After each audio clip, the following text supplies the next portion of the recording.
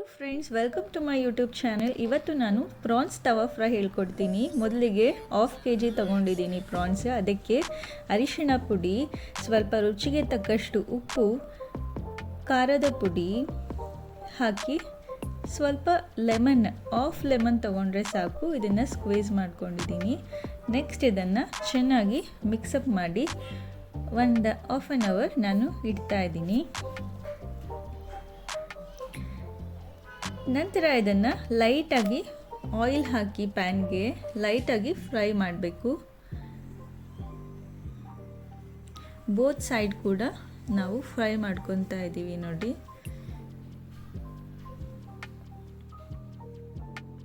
ತುಂಬ ಚೆನ್ನಾಗಿರುತ್ತೆ ಸೈಡ್ ಡಿಶ್ಗೆ.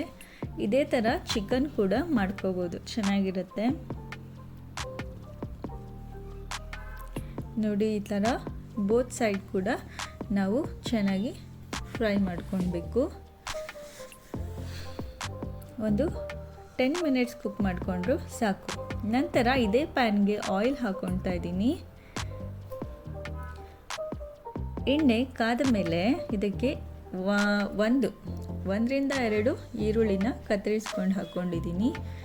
ನಂತರ ಇದಕ್ಕೆ ಹಸಿಮೆಣಸು 5ರಿಂದ 6, ರುಚಿಗೆ ನೀವು ಖಾರ ಎಷ್ಟು ಬೇಕೋ ಅಷ್ಟು ನೋಡಿ ಹಾಕ್ಕೊಳ್ಳಿ. ಕರಿಬೇವು, ನಂತರ ಶುಂಠಿ ಬೆಳ್ಳುಳ್ಳಿ ಪೇಸ್ಟ್ ಹಾಕ್ಕೊಂಡಿದ್ದೀನಿ. ನಂತರ ಇದಕ್ಕೆ 1/2 ಟೊಮ್ಯಾಟೊ ಹಾಕ್ಕೊಂಡಿದ್ದೀನಿ. ಸ್ವಲ್ಪ ಸ್ವೀಟ್ನೆಸ್ ಬಂದುಬಿಡೋದು, ಜಾಸ್ತಿ ಹಾಕ್ಕೋಬೇಡಿ.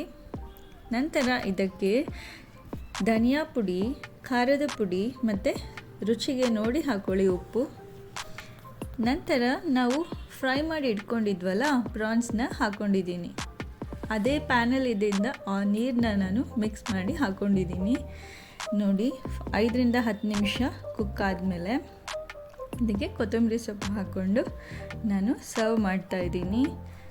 ತುಂಬ ಚೆನ್ನಾಗಿರುತ್ತೆ.